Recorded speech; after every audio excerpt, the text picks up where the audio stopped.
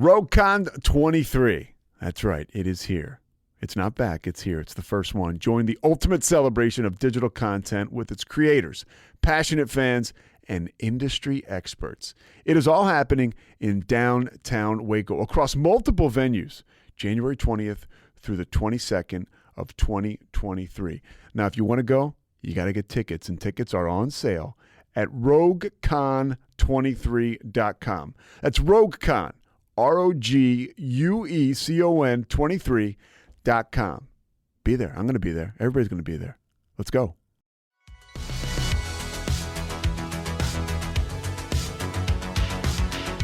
Hi, this is Haley, the face of Waco Girl Does. You're listening to No Waco. Well, thank you guys for joining us for another episode of No Waco. This episode, we have a very exciting guest here in the studio. Go ahead and introduce yourself. Hi, Debbie. I am Josh Sims. I am the head of sanitation at Oak and Ivy Wine Bar Bistro. All right, and what brought you to Waco, or are you a Waco native? I am somewhat of a Waco native. I grew up in Groesbeck, which is 40 miles east of Waco. Being a small town, if we wanted to do anything special, we had to come to Waco. Yep. And so I spent a lot of time in Waco growing up. Then I did about 15, 20 years in North Texas. I got married up there, and when we looked at relocating back home, Waco was as close to Groesbeck as she was going to get. And so I completely understand. Been here that. since 2016. Okay, you know what? I always tell people that the term Wacoan is something you have to claim, and once you claim it, then you are a Wacoan. That's true. And I always say this, but everybody knows if the Waco suck, you got to come back, you know. And so now tell me a little bit more about Oak and Ivy. Okay, yeah. So Oak and Ivy is my first venture into the food and beverage industry. The beginning of 2020, or I guess mid 2020, my wife and I were coming back from Fredericksburg. They were Fredericksburg being a solid, at that time, Trump city. They were vowed to never shut down, never acquiesce, never surrender to COVID. And so they were open, which was good. We love cheese and wine, so we went down there for a weekend. And coming back, we just noticed this new development in just outside of Woodway, and we started talking about what would work there. And so one of the concepts that we came up was a wine and cheese bar. Oh wow! Yeah, I'm so excited. yeah. So end of 2020, my wife, she started getting a little apprehensive about this possible development, and so.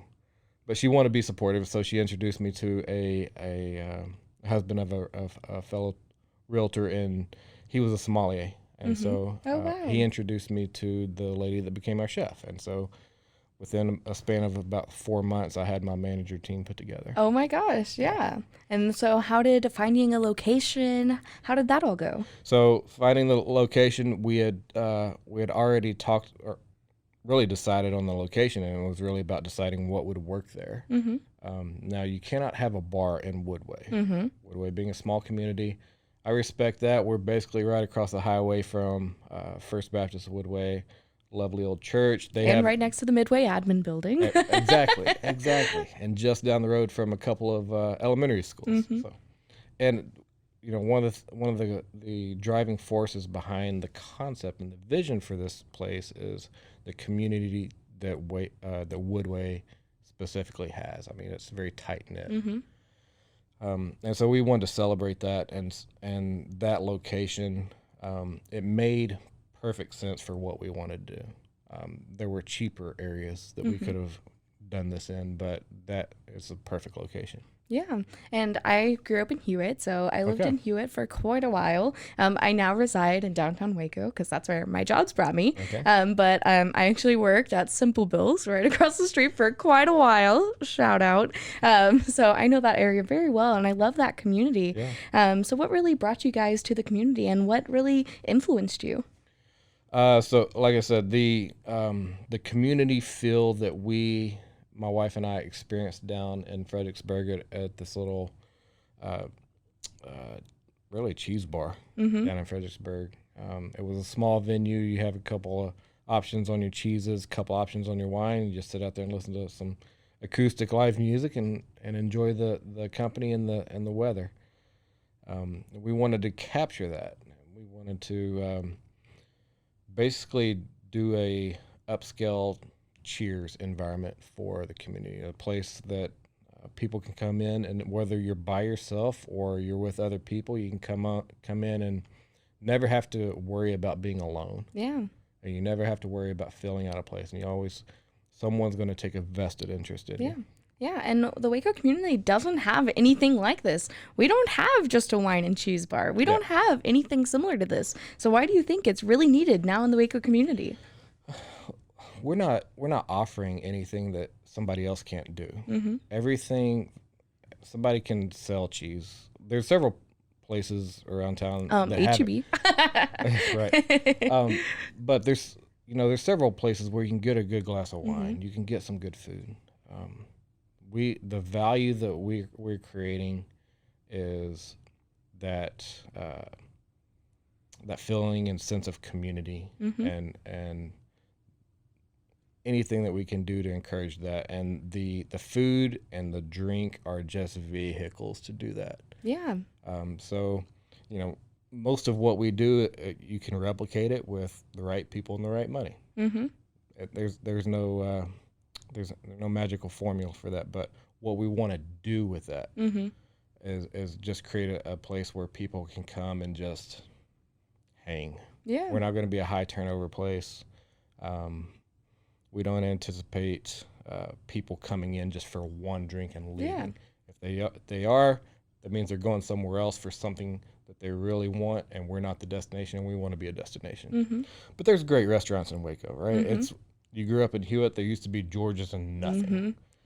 But, things are really coming up on the food scene, and part of our offering is a tasting menu for our kitchen. And that's something that you see kind of one-off in a few places around town, but nobody has tried to consistently deliver that well. Yeah. And that's one of the things we want to do.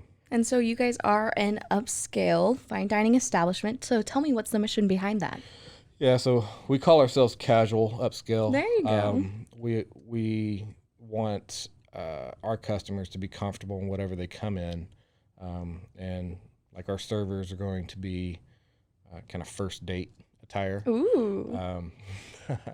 Yeah, hopefully none of the first dates happen while they're working. Maybe. You never know. and then the kitchen it's an open kitchen, and so they'll have the classic chef attire, the white shirts, the hats, full aprons, and so all this is really there. Like I said, it's to instill. We are casual because relationships are our most important thing. Yeah. We're upscale. We're not going to be the cheapest place out there. Yeah. And so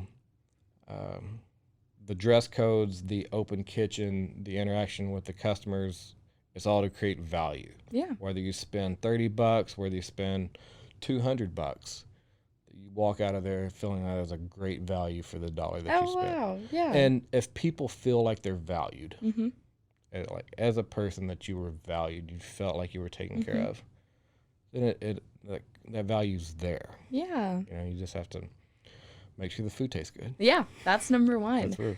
Yeah. And so how is it going with development? Where are you guys currently at in the build out process? Or are we looking at a grand opening soon? We are looking at a soft launch soon. Our biggest impediment to opening is hiring kitchen staff. Yeah. Put it out into the ether. Give us all We're putting it out there. Yeah, so if you go on Indeed and you search for dishwashers, there's 25 restaurants in Waco that are looking for a dishwasher, and I was surprised at how much higher our lowest salary was than what everybody else is offering.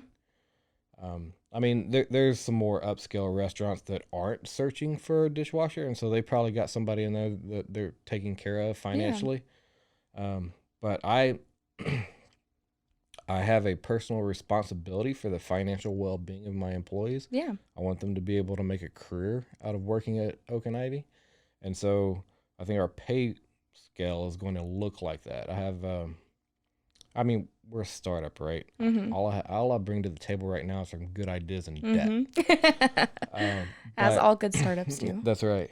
And so we can't immediately pay everybody what we want to, but I've got a goal, a personal goal by year 3 that everybody in the kitchen is making at least $45,000. Wow, that's fantastic. That last year, that was the median income for Waco, which was still lagging behind the median income for the state. Mm-hmm. And so we've got some work to do to catch up to the state. But I think that this restaurant is a perfect vehicle to be able to enrich the lives financially of the employees. Mm-hmm. I did a few years at Southwest Airlines, Mm-hmm. and so one of the things I learned there was, you treat your employees a certain way, and they're going to pass that along to your customers. Yeah. Take care of the employees first. Who's number one in the management size? It's not the customer, it's the employees. Mm-hmm. So you take care of the employees, and they'll take care of your customers. Yeah. And so we kind of bring that same approach to Oak and Ivy. Yeah, and I love that mission behind it, and I really think that can impact our Waco economy. What is your take on that? Yeah, so my wife is in the real estate arena. She's shout out Jennifer Sims, that's WBC. Shout out. What? No, she's been in the industry for about 5 years, and she's just killed it. But one of the things she's consistently told me is that it is very difficult for food and beverage employees to get loans in this market. Mm-hmm. Like so many. I just bought a house. I know. Well, I know. Hey, congratulations on all the debt. Yeah. But specifically like hometown Waco folks that have always historically had hometown Waco wages. Yeah. Like it's hard to get there, and with my belief is if I know about a problem and I can address the problem, I have an obligation to do so. And so I'm not trying to build a second home somewhere in another state so I can vacation there during the season. I would call it a success if my employees are able to drive a good car, Wow. get the apartment or house that they want. Again, I can't even buy a house right now, but It's a hard.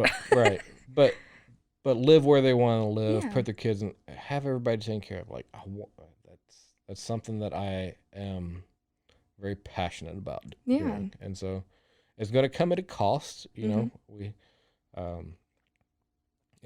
going to have to, like, as owners, my wife and I, there's some sacrifices that we'll have to make personally on the financial side of it, but the being good stewards of the money and enriching the lives of our employees, that's going to be a fun challenge, I think. Yeah, and that really leads into one of the questions I always ask people is, what is something you would like to see in the community? And I feel that you have such a heart for our community that you already have a few things. Yeah, well, I I would like. There's three things that are kind of step changes that I would like. I would like all of our servers to know the anniversary of a couple of customers. Aw. Just off the top of their head, I want them to have that kind of relationship. Two, I would like my wife and I to get in a financial position where we could consider adopting a kid. Oh, wow. That's something that we've been kicking around, but we just financially hadn't been in a place where we can do it. And me being GM of this place until we become financially solvent, it's still going to be hard, but that's still a goal that we want to be able to take seriously. And whether that counts as a community goal or not, I don't know. But and I would like to be able to sponsor a little kid's baseball team. Aw. I mean, that sounds kind of hokey. Isn't there like a baseball field right across 6 on the other side? There's one, up towards. Closer to like where the new gun range is. On the other side? That's a practice field. Oh, a practice but there's a baseball field over by Dr. Beck's oral surgeon office.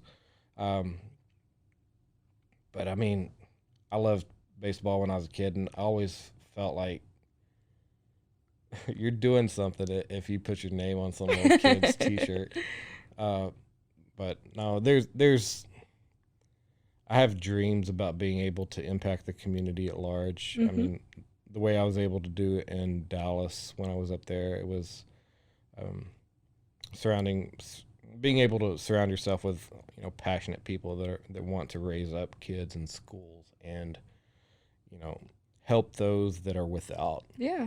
And that's being a good steward, is raising up the least of these and folks that aren't as blessed as we are. In Woodway, per capita is a little bit higher in Woodway than it is in Waco, and so we need to do something with that money to even the odds. So I know that's kind of a nebulous response, but those are a couple of things I'd like to see done in the long run. And on that note, we're actually going to take a break real fast just for a commercial break, and we'll be right back. Awesome. RogueCon 23. That's right. It is here. It's not back. It's here. It's the first one. Join the ultimate celebration of digital content with its creators, passionate fans, and industry experts. It is all happening in downtown Waco across multiple venues, January 20th through the 22nd of 2023.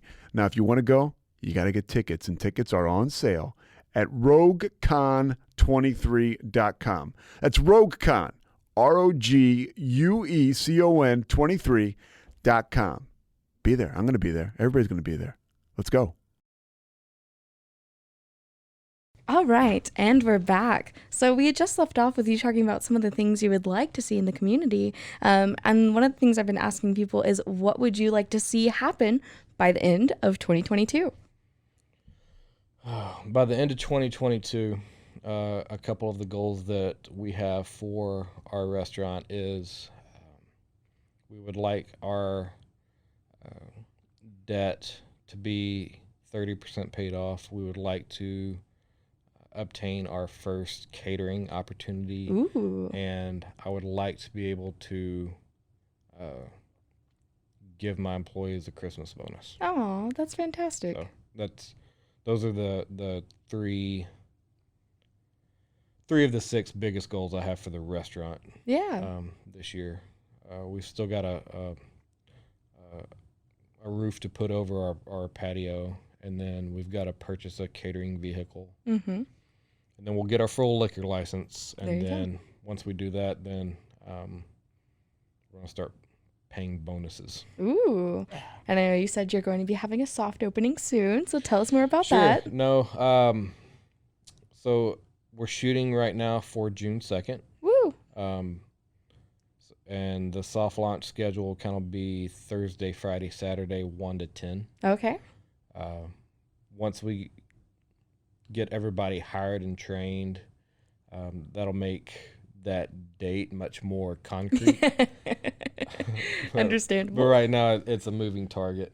But we're consistently putting a firm target out there just so we have something to shoot for. Yeah, I got you. We'll do that soft launch. We'll do a few iterations of it. So we'll expand our happy hour and dinner menu, and we'd eventually like to get into the weekend lunch. Yeah. Be able to offer that. But once you start offering lunches, you're having 2 different shifts. There you go. And so it's. Are you guys going to plan on maybe closing in the middle of the day and doing like a during the day and then maybe a break and then in the evening? I know some places do that. Or do you guys have hours of operation yet? We won't be closed during the day. That's just because we're golf cart accessible to about 600 homes. Oh, wow.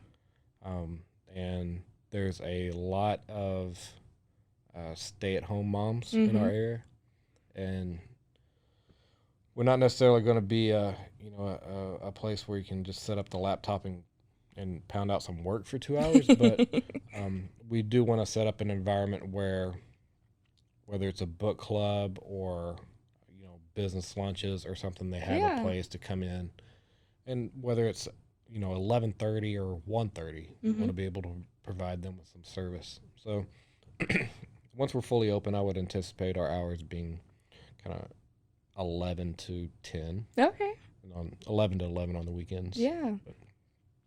But, yeah. And what are some of the things that you're most excited about for your opening? That's a good question. I am most excited about.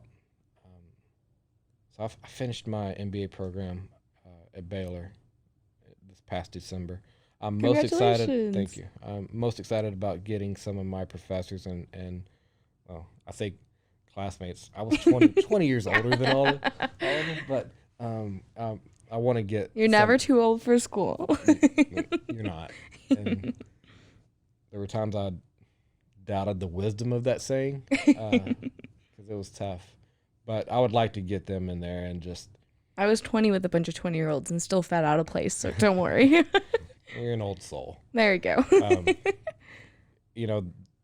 They helped me immensely with the development of the business plan and stuff like that. And so I'd like to, especially the kids, some of them are graduating and heading out. I'd like to get them in there and, get their feedback and their thoughts on it before they leave. Yeah. I mean, I'm not the only one that worked on it. Mm-hmm. My name's on it, but I had a lot of help. You're the one that writes the checks. That's right. That is right. The important job. It's relative. And one of the things I've been saying repeatedly during our interviews is, the dishwasher is actually the most important person. Yep. If we don't have somebody back there washing dishes, the entire kitchen comes to a halt. Mm-hmm. I am replaceable. Like if I'm not there, there may be some people, some customers that may expect to see me there. Mm-hmm. But if I'm not there, it's fine. business as usual. Mm-hmm. But if we don't have a dishwasher, we're going down and we're going down fast. And so, like, in no way, shape, and form am I the important piece of this cog. There's 24 people that be there that are way more important than I am. Yeah. So I've got to maintain that. I mean, I've got opinions on everything, but I don't really know much. So thankfully, my chef and my beverage manager, they've been patient with me, raising me up, training me on some stuff. Yeah.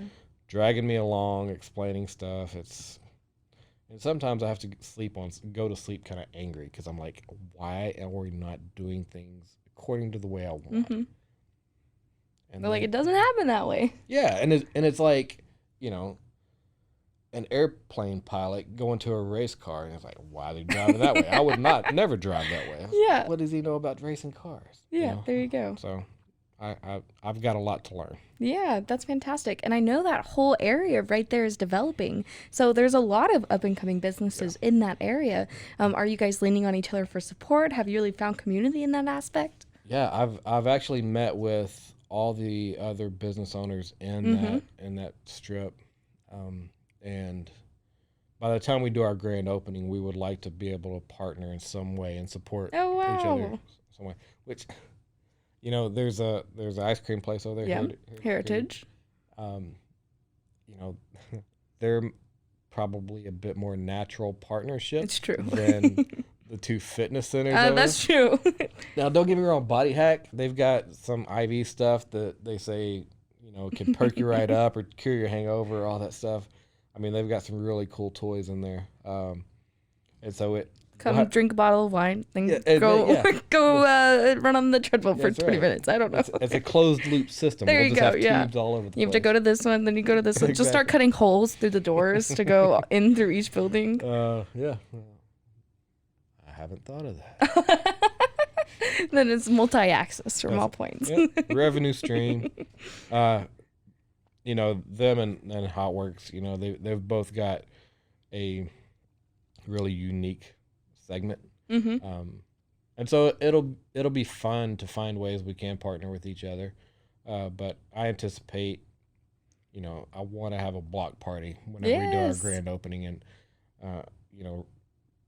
the rising tides raise all ships, and I want to lift them up as much as I want them to be blessed because we're there. Yeah. I want them to do better because we're there. And so, however I can make that happen, I'll do it. Yeah, and it's fantastic to see how much that community has grown, especially with that development that just happened in Woodway. Yeah, I mean, there's a lot of development happening, west of town, out towards McGregor, and it's, of course, I mean, there's some infighting right now at Woodway, with some development happening over by the lake that some people are pushing back against. And I see it both ways. I don't feel like I live close enough to the problem to have a strong opinion on it. But I take that back. I've got a strong opinion on anything. Ignorance is no excuse for me not having an opinion. There you go. What do they say? Opinions are like elbows. Everybody has them, and they're rough. Elbows, yes, they do say elbows. That's the PC version, right?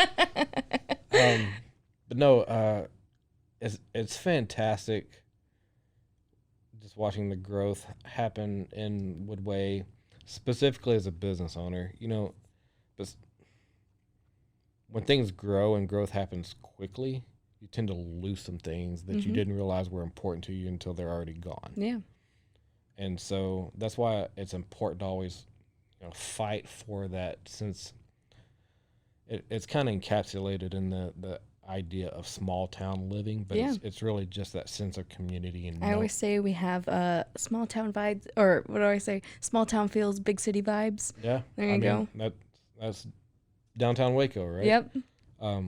But Woodway's a little bit different. It's like small town vibes and small town problems. But with the expansion going on, we're just going to fight for having a place where you can just be known. Yeah. To hang out with your friends. And how would you say that dynamic has shifted from the Golson dynamic to the Woodway dynamic? Well, there's no comparison. None at all. No. And by Golson, I'm assuming you meant Grosbeck. Yeah, it's Grosbeck, sorry. Yeah. No. There's really, I mean, one of the things I'm having to prepare myself for is my friends and family from Grosbeck that do come visit us. It's going to be quite the culture shock when they see our menu. Yeah. Because it's not going to be. They're going to be like, how much? Well, not just that, but you want me to eat what? I just want steak and potatoes. Where's steak and potatoes? This is a restaurant. And, and we're going to have stuff like that. But, I've got an executive chef, and she knows what she's about. And she's all about creativity. If you can give us a sneak peek behind the chef's curtain for a second, do you want to tell me what one of your favorite dishes are? You want to give us a little sneaky peek? One of my favorite dishes that she made, and since I'm putting it on the radio, she has to keep it on the menu. She cannot take it off. Listen. She made a curry ice cream. Ooh. With pineapple chunks and tapioca. Ooh. And it was a flavor bomb in my mouth. That sounds fantastic. I loved it so much. And she jokes about it and she's saying, I'm never making that again. But no, you're like, that's my favorite. You have to put it on the menu. But she's originally from Colombia, so she has a lot of Central American, South American influences, a lot of Asian influences. She is well traveled, and I appreciate that about her. She's got a unique way of looking at food.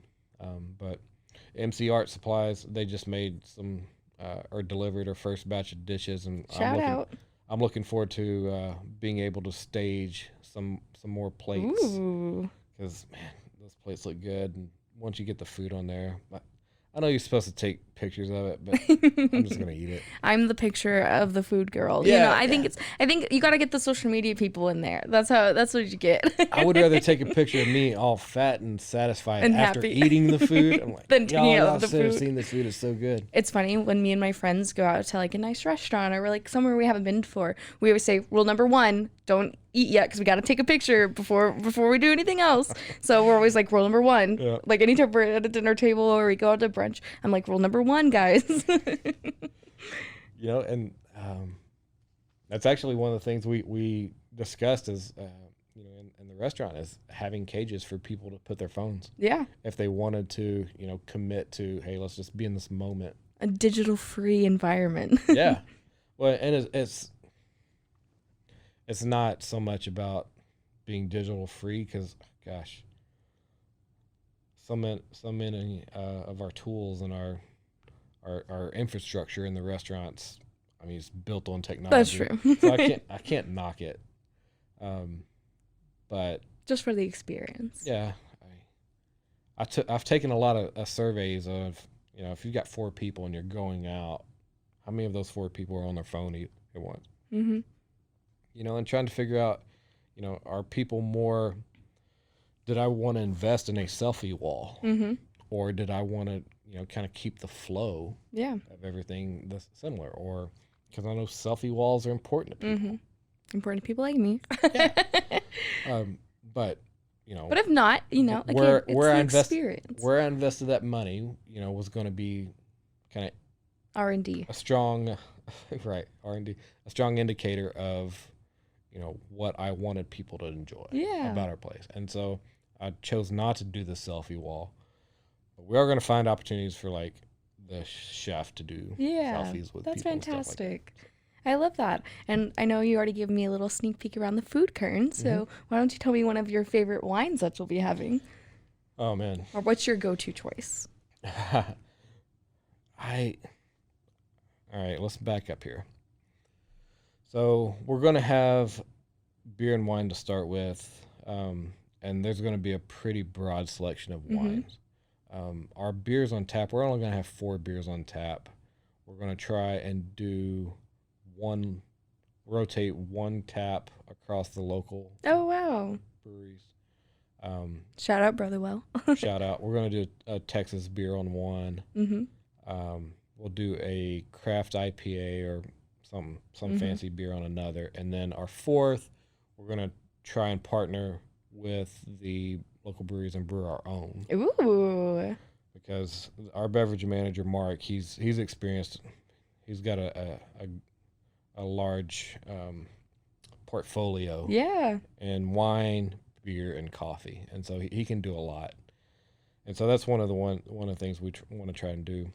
But right now, I am most looking forward to sitting down at my own bar and pouring myself a glass of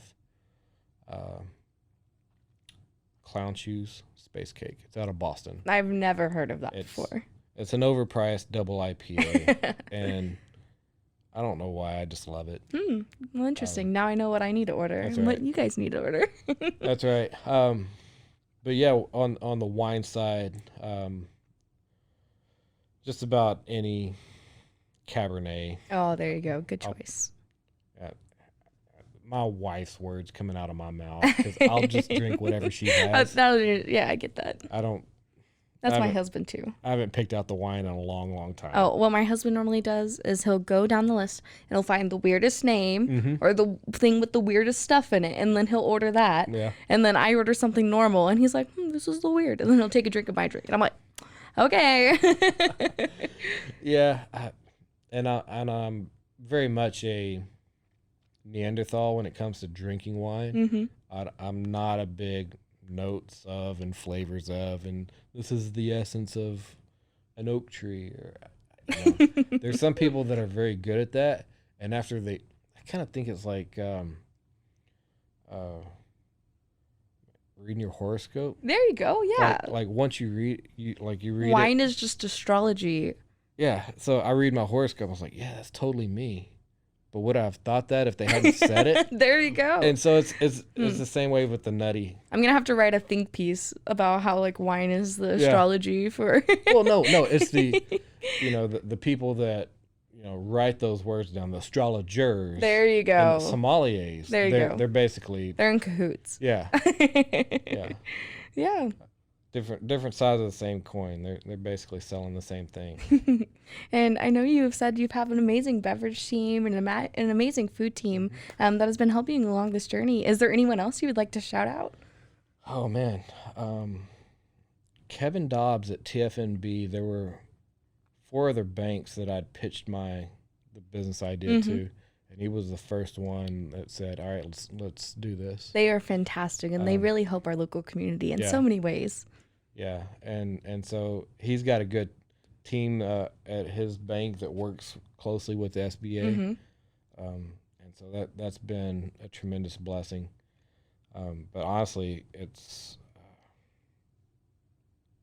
man, I'm kind of getting teared up just thinking about all the people that helped me along the way. Yeah. We'll just leave it at Kevin for There you now. go. Thanks, Kevin. But we're sourcing locally as much as possible, and so we're going to make a point to shout out everybody that helped us out, because everybody's just done a tremendous job. Yeah, that's fantastic. We've had our sign up since August. I was going to say, for quite a long time. And that was Alamo Signs, and they just knocked it out of the park. And the lady at Ashley Munn over at Modern Texas Living, she largely designed that sign for us. MTL, love them. Yeah, and they, it's just been, Ashley coached us up a lot on the marketing side of things, and really helped us create kind of the vision for how that restaurant went.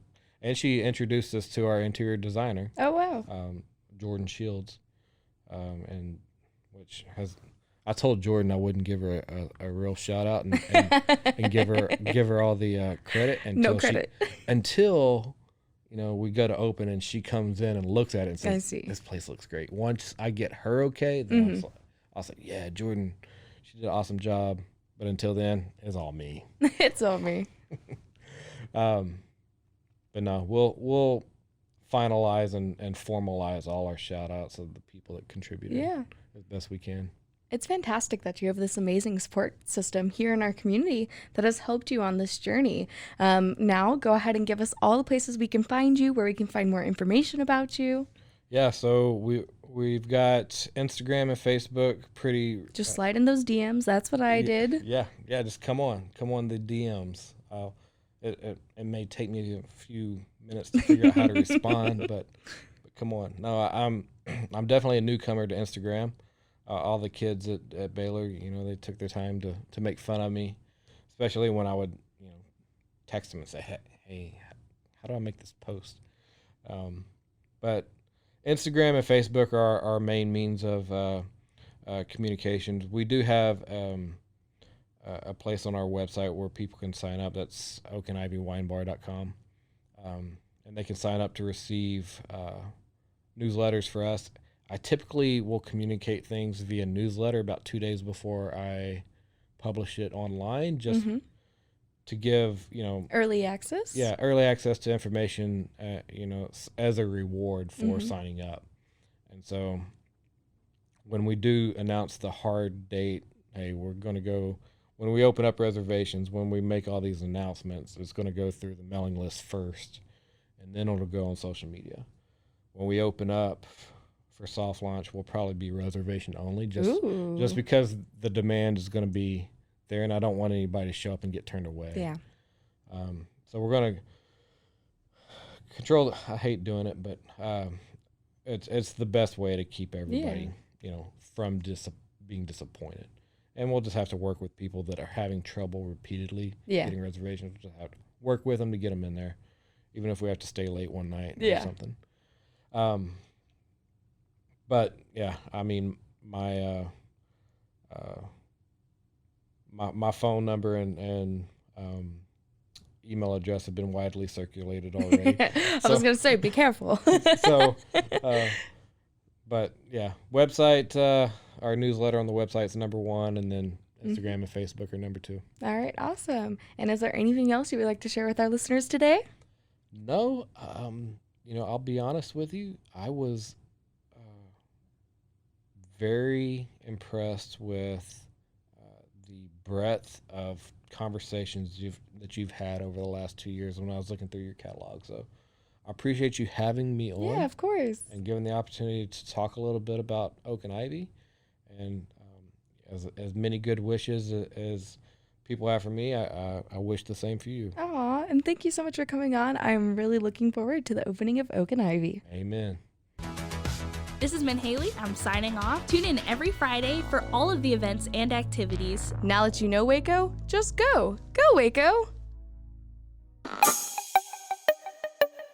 This has been a Rogue Media podcast.